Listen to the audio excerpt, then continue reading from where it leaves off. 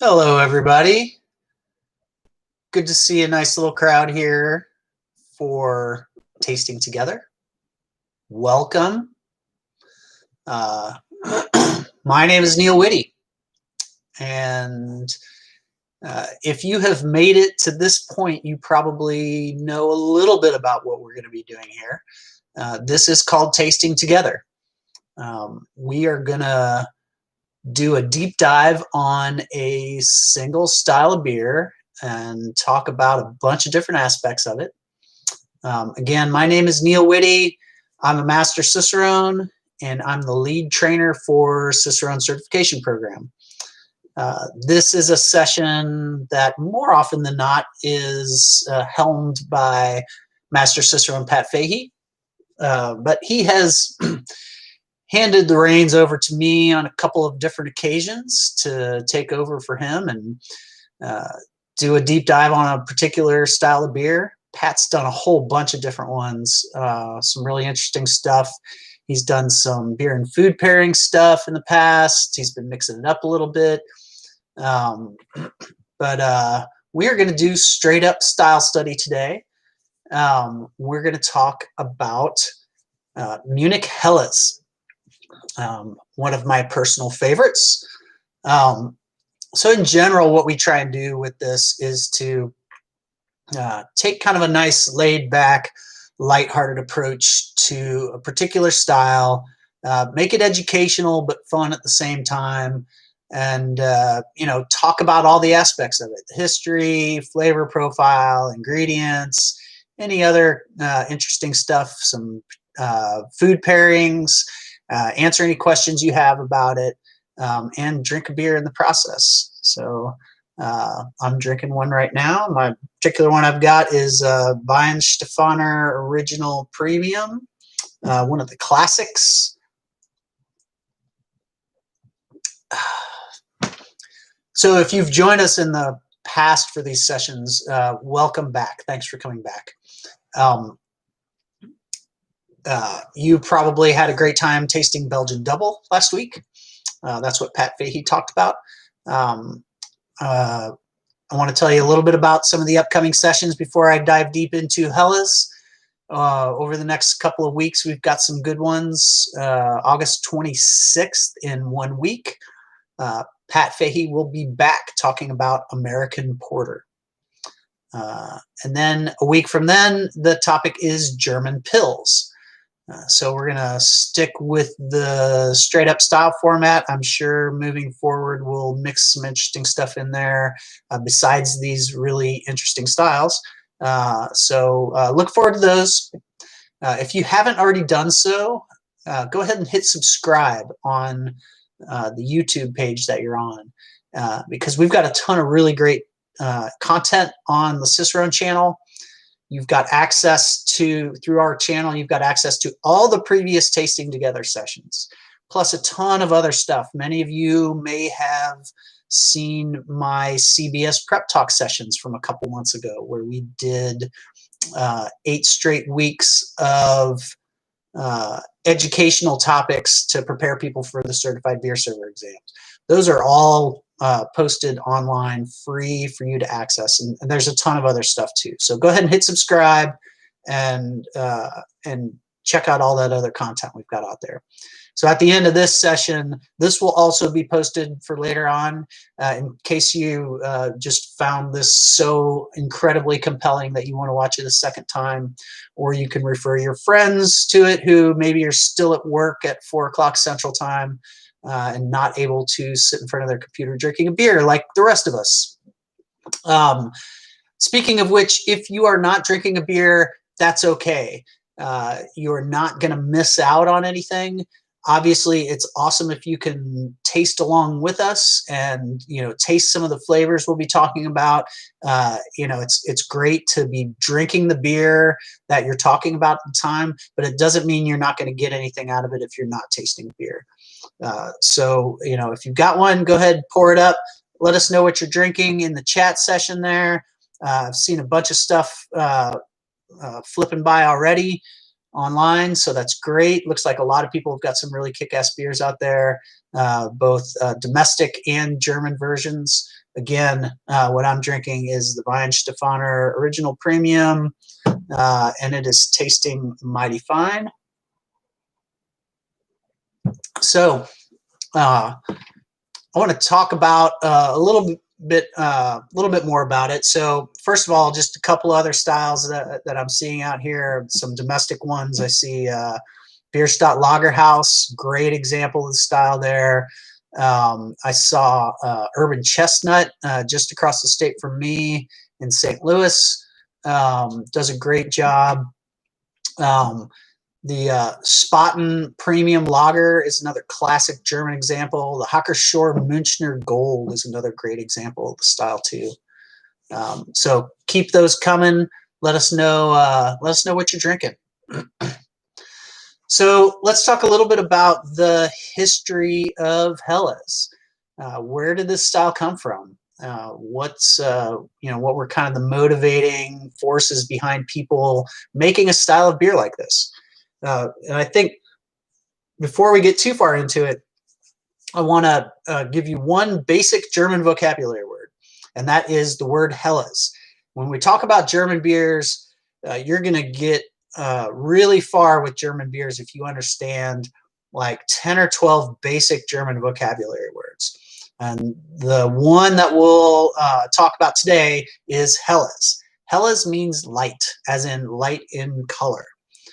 So whenever you see something, a beer that has Helles in front of it, even if it is not necessarily this style in particular, you should at least expect a blonde beer. So that's an important thing to know when we're talking about this style. So this style goes back to the late 1800s, but the origins really go a little bit deeper than that. So, you know, the very first actual Helles beer that we would consider to be kind of that style that we recognize today, the original one was created at the Spaten Brewery in Munich in 1894. So previous to this, the Bavarian beer market was dominated by what we called a Dunkle. So this is another German vocabulary word. So whereas Helles means light, Dunkle means dark. So you can imagine this was a little bit darker beer. So the Munich Dunkle for many centuries before the 1800s was made through the use of a dark or a brown malt. And eventually, you know, as these recipes were refined with Dunkle, you know, it was made with a base malt that we refer to as Munich malt, which is about as dark of a color of base malt as you can get. So this style of beer, this darker and more malt-focused beer, this dark malty lager beer, dominated the Munich market for a long time. Previous to anybody making a blonde beer in Munich. So one of the reasons why they made this dark beer and why it dominated so much, and this style of beer and it being a malty beer in particular, one of the reasons why this was the dominant style was largely due to the water content. There is a mineral called calcium carbonate that is that the Munich water is very rich in. So Munich water in particular, and there's a number of other cities around the world that have water content like this, but Munich in particular has very high levels of calcium carbonate. And without getting too into the weeds about what this does, calcium carbonate basically makes bitterness in beer taste pretty harsh. And it can also make for kind of a soapy, unpleasant flavor in hoppy beers, and in light blonde beers as well. So these blonde hoppy beers didn't really turn out the way brewers wanted them to, as blonde beers started to really become popular in the rest of Europe. So there were really, you know, kind of practical reasons why dark malty lager beers were the dominant style of beer. So, you know, it just worked out really well. So in the mid-20th century, in the rest of Europe, there was a movement to make pale beer. Pilsner beer was invented in 1842, and that was kind of the spark that lit the rest of Europe on fire about making pale, hoppy beer. But this was exactly the style of beer that didn't really turn out really well in Bavaria, and particularly in Munich because of that water supply. So there was a lot of resistance to making beers like this for a long time. But despite despite what Munich was doing, the rest of Europe was making hoppy pale beer because Pilsner was super popular, and there was another factor involved in that. It was the availability of glass drinkware. So it was around this time when drinking out of glass vessels became affordable, where it was it was affordable for the average person to have an actual glass that they could drink out of, as opposed to some type of earthenware stein or something like that, or something made out of metal. So, with the advent of widely available glassware, the appearance, the blonde appearance, and that clarity and that clean look of a blonde beer was very appealing to people. But nonetheless, despite all of these motivating factors, the brewers of Munich resisted this. So there were a few breweries that had introduced some pale lagers in the mid-late 1800s, but none of them really fit the parameters of what we would consider to be a Helles as we understand it today. But then finally in 1894, Spaten made a blonde beer, and it ended up being a hit. It's achieved some popularity with it, but it was different than a lot of the other blonde lager beers that were being made throughout Europe. The Pilsner beers that were being made in northern Germany, that originated from the Czech Republic and were now being made in lots of different areas, these were very hoppy beers. They had nice, pleasant hop aroma. They had a fairly distinct, prominent bitterness. Whereas when Spaten introduced their blonde lager beer, it was more of a malt-focused beer and didn't have those hop aromas, didn't have that hop bitterness. So this was a little bit of an adaptation to, again, that water supply and not really working with the hops too much, lest they turn out a little bit harsher. So this beer that they made was really kind of the first Helles beer. And so, about a year later, the trademark for Helles lager beer was awarded to them. And then at that point, there were a couple other brewers that started to make similar styles of beer, make a blonde lager beer that was a little bit more malt focused than the hoppy pilsners that were everywhere else in Europe. So now you've got 2 or 3 breweries making these blonde lagers, but this really kind of created a rift in the Munich Association of Brewers. So that Brewers Association at the time was very divided, because a lot of brewers really felt like they were kind of conceding to the trend of the day, and they really felt like it was part of their tradition that they made dark malty beers, not these blonde beers that like all the kids were drinking, right? So when I think about this kind of resistance, and when I read about these Munich brewers like resisting these trends of the styles, it almost brings me to modern day brewers insisting they'll never make a hazy IPA. That's kind of what I have in my mind of these brewers, like putting their foot down, saying we're never going to make a beer like this. But eventually they came around, because this is what people wanted, this is what people were drinking, and eventually most of them came around to making this style of beer.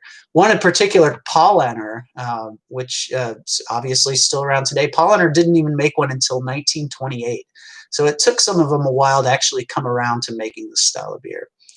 But fast forward to today, this is the most popular beer by far in Bavaria. So when you go to Munich in particular, and you go to a beer garden, or you go to a beer hall, or you go to any place where people are drinking beer, you're going to find a lot of people drinking Helles. You know, at these beer gardens where they're just pouring beer from the keg and putting them out, and you just grab a beer and you know, toss them a couple of euros. The vast majority of the beer that's being served in that context is Helles. So it has taken over Dunkle like all those Munich brewers feared back in the late 1800s. It has overtaken Dunkle in popularity. Although you can still find a Dunkle in plenty of places, it's widely available. Helles is what everybody drinks in Munich.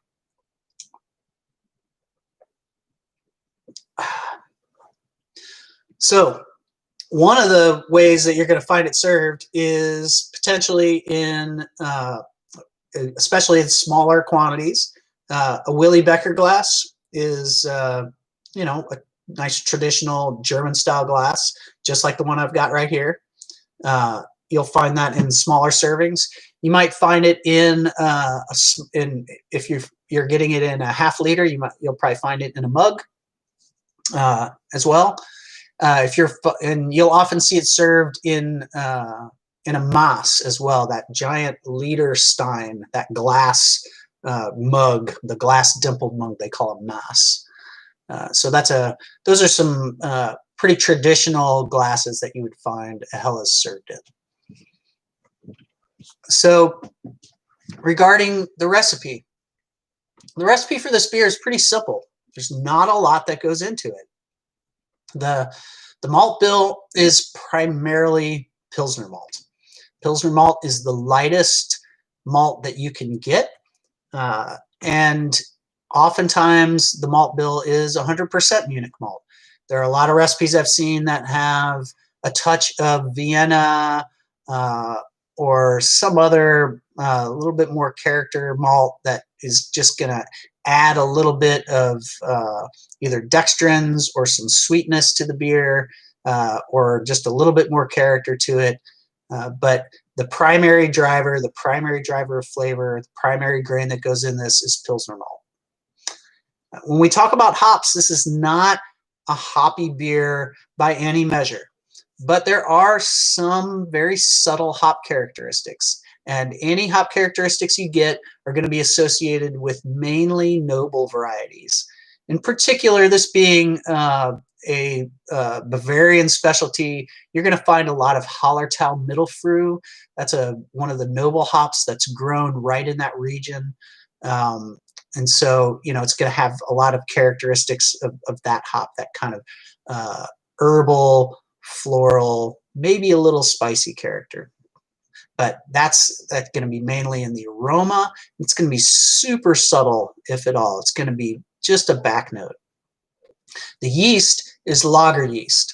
And so the lager yeast, it's a clean fermenting lager strain that's used in this beer, and it should not be impacting the aroma or flavor of the beer at all. Carbonation is medium. This is not a super effervescent beer, but it's also not a low carbonated beer, so right kind of in the middle. The brewing process is fairly traditional. This is not a historically decocted beer. It's not, you know, it's a fairly straightforward lager beer brewing process.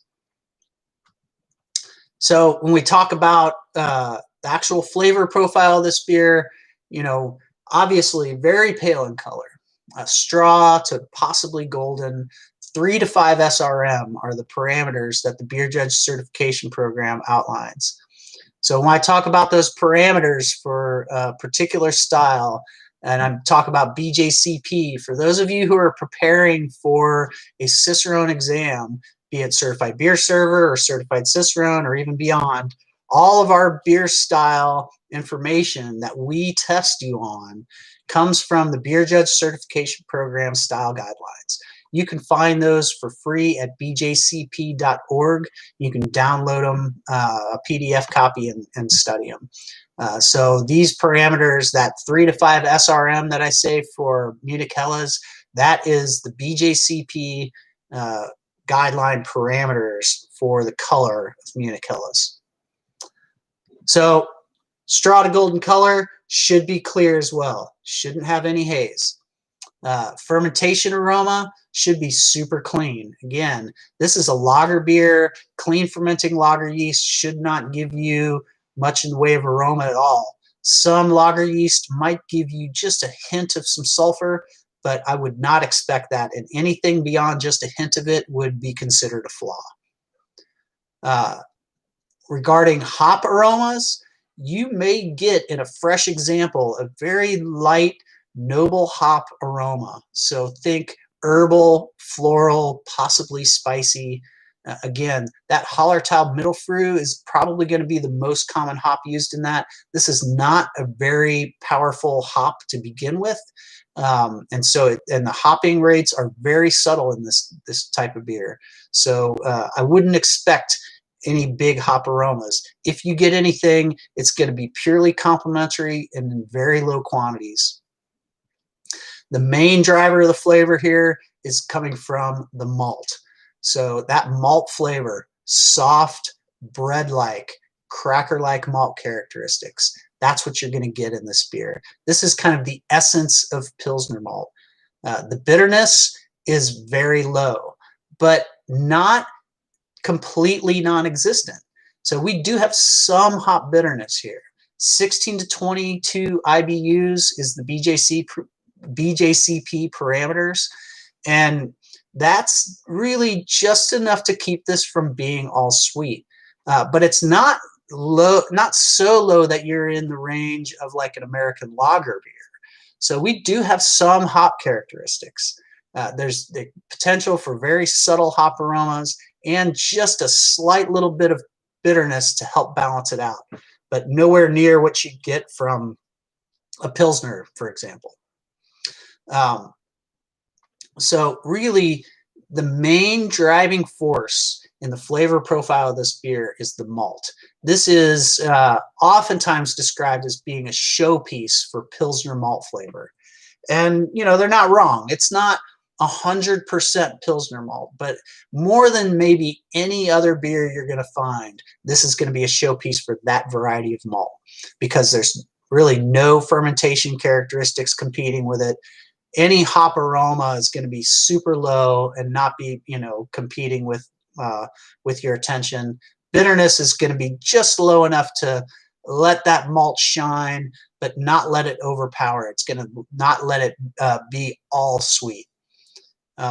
So really, you know, they're not wrong by saying this is a showpiece of Pilsner malt. Alcoholic content is moderate, 4.7 to 5.4 ABV, according to BJCP. And again, like I said before, the carbonation is moderate. That moderate carbonation with that low bitterness helps contribute to a little bit of a crisp finish. So that malt flavor, which is so dominant and really the driving force of the flavor profile, it should carry into the finish, but it shouldn't be a sweet finish. It should finish just slightly crisp. So, you know, as a result, what you end up with is a really nice, refreshing, drinkable session beer. This is something that is awesome for sitting out in the beer garden in Munich and putting back a couple in the afternoon with your friends. It's a fantastic beer for that.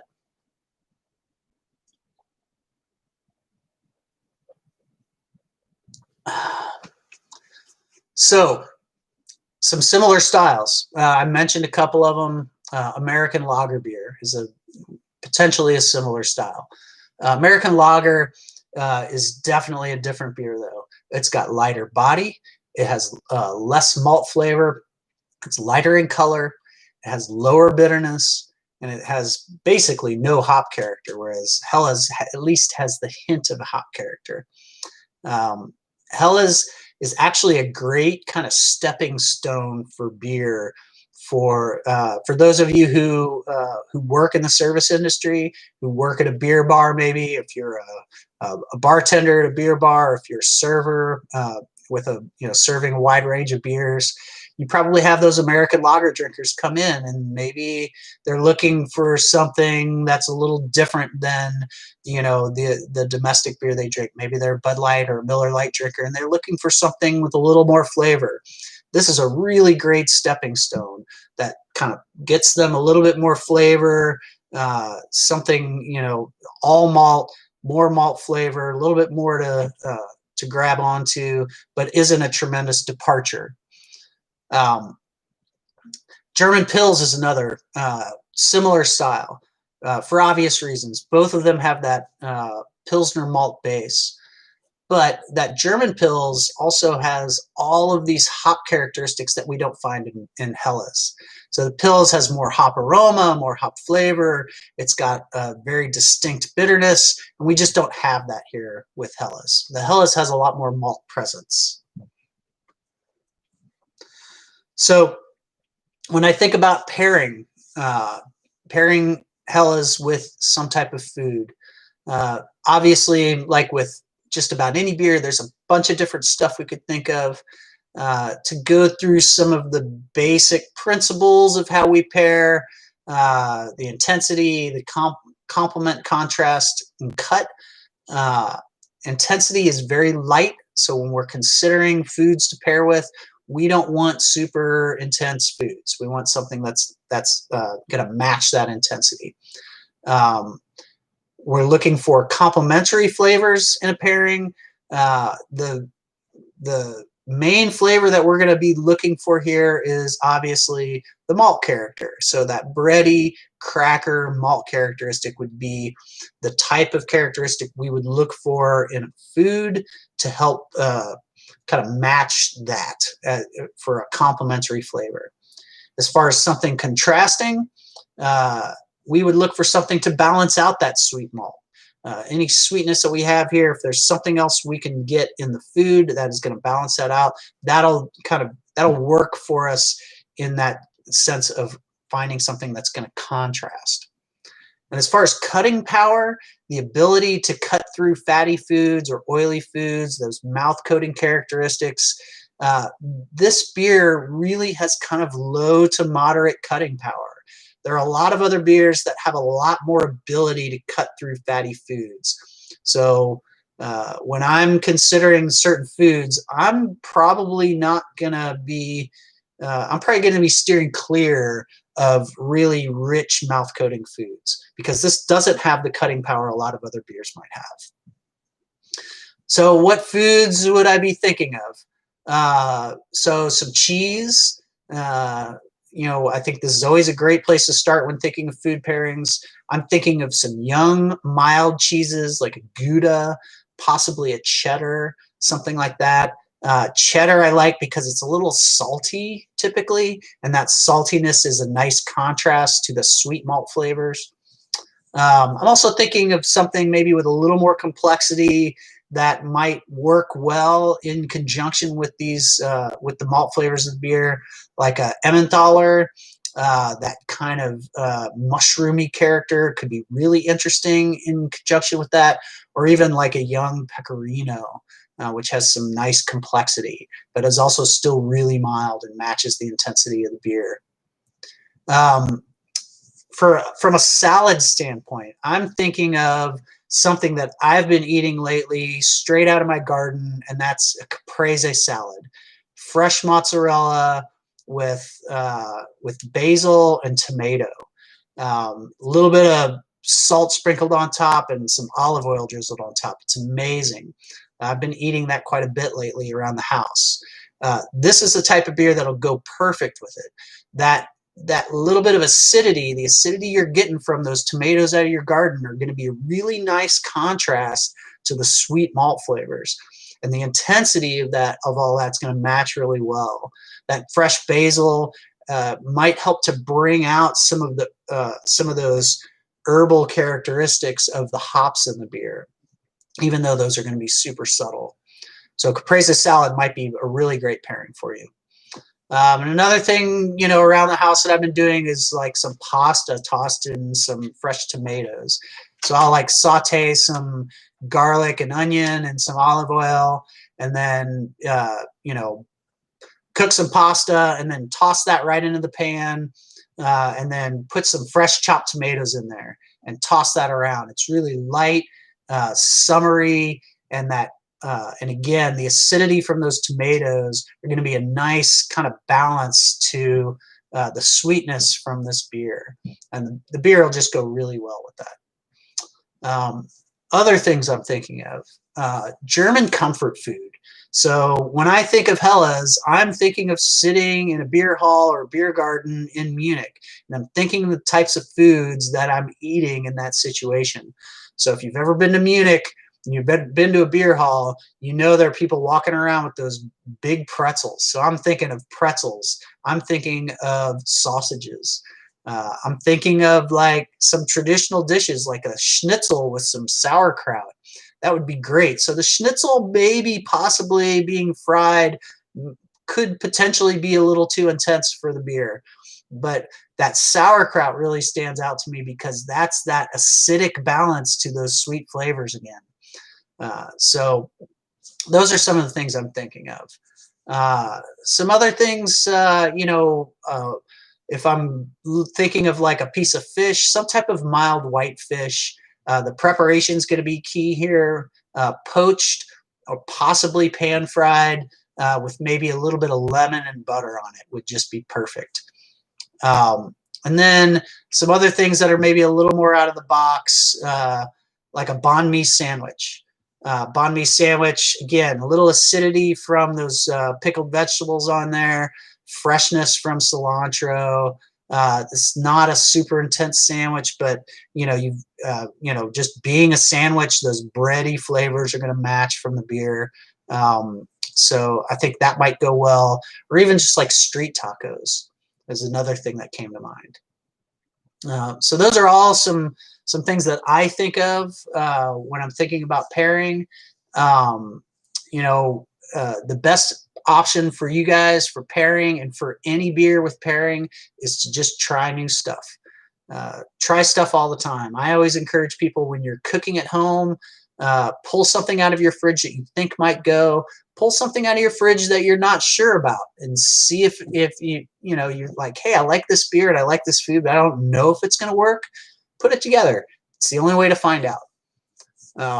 So that is what I've got for Munich Helles for all of you today. And I've got a couple of questions that have rolled in here.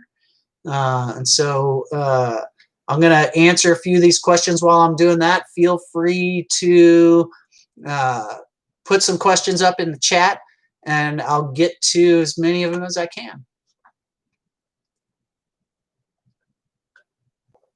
So first question, is Spaten still the benchmark to go to for Helles? I think it's not a bad place to start. There are some beers that there's an unquestioned benchmark for the style. Spaten, certainly, if there's going to be a benchmark for the style, it would be that, because they did invent the style. But one of the things that comes to mind with that is when you look at German brewing as a whole, and you look at a particular style with it and the different variations on that style in Germany, you don't typically find a ton of variation. So you don't see a ton of variation between one brewer and another with particular styles. Now, they're not all exactly the same. I don't mean to overplay that too much, but if there's a traditional brewer making what they consider to be a certain style, it's not going to depart too much from the other ones that are considered to be representative as well. But I guess if I had to pick one, Spaten would probably be the one to go to. Next question. When glassware started becoming more available, did they use different style shaped glasses for different beers? When did that start becoming more prominent? I'll be honest with you. I don't really have the answer to that question. It's a really good question because you've kind of stumped me a little bit. My guess is that, just thinking out loud here, when glassware was first introduced, when it was really not really first introduced, but first widely available to the average person, my guess is there weren't a ton of different variations available at that time. And I would suspect that the glasses that are associated with different styles is probably a relatively modern development. Modern being within the past 50 to 100 years. But I would be open to anybody educating the group on that. Drinking a Spaten, I detect a bit of a sulfur taste. Is this a result of the fermentation process? Well, my inclination would be yes, that is a result of the fermentation process.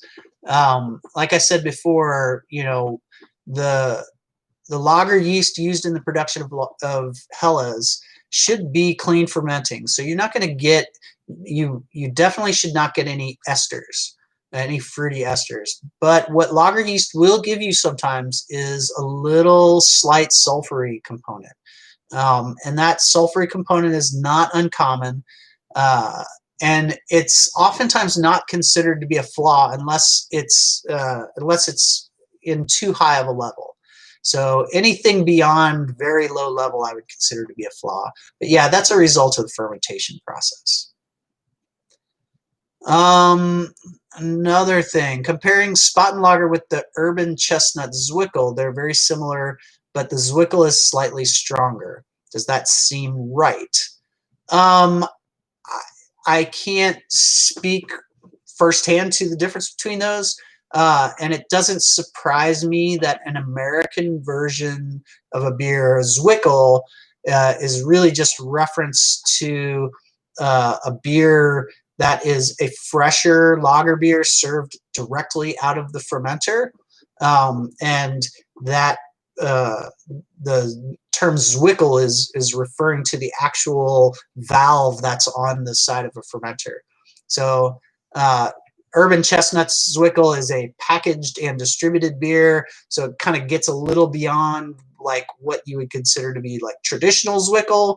But I would say being an American version of a traditional German style, even though Urban Chestnut's brewmaster is a German native, I would say because it's an American version, it's not surprising that it might seem a little stronger than a traditional German version, because American brewers tend to make their beers a little stronger than the traditional beers they might be based on.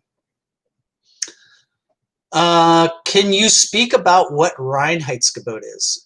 Sure. So the Reinheitsgebot is a German purity law from 1516. So this has been around for several hundred years in Germany.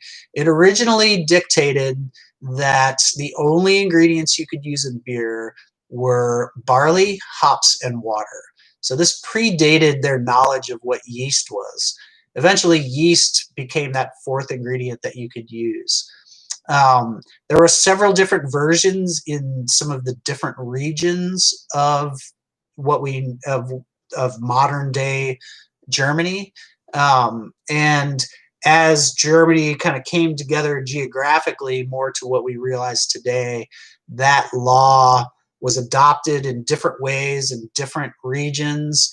The modern day version of this law doesn't forbid people from making beers with other ingredients, but it just prevents them from calling those things beer.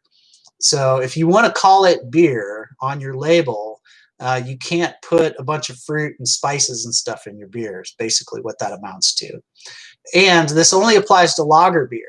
It doesn't apply to the production of ales, because there's a ton of ales made in Germany with wheat. The German Weissbier is made with a large proportion of wheat. And that's all over Germany, but those are all ales, so they don't really fall under under the same auspices of the Reinheitsgebot. What off flavors can you expect from an expired Helles? Well, so an expired Helles is probably going to show some pretty typical oxidation characteristics. This type of beer is going to probably demonstrate an increased sweetness, and that's going to be accompanied with probably a kind of stale wet paper or wet cardboard aroma and flavor. It's very common with pale malt forward beers to demonstrate that papery cardboardy oxidation. That's a compound called trans-2-nonenal. Very common in a beer like this. I keep getting a grape aroma. Is that possible in lager yeast? Well, you know, grape aroma is not really something that I would be associating with lager yeast. So it's hard to tell exactly what's going on with that particular beer. If it's fairly prominent, I would consider that to be some type of flaw, not knowing what you're drinking. Yeah, I would not expect that. Can hints of sulfur come up in German Pils and Czech Pilsner as well? Absolutely. Yeah, any type of lager beer, there's a possibility for some type of slight sulfur character. Is decoction mashing prominent in Helles production? No, it's not really. You know, decoction mashing is with lager production. You know, the first style I think of is Czech Premium Pale Lager, or the lager beers from the Czech Republic. But this is not really a process associated with the production of Helles. I see one more on the side here. Ideal temperature to enjoy a Helles. I enjoy a Helles served right around the high 30s, low 40s. That's kind of standard serving temperature out of the faucet for draft beer.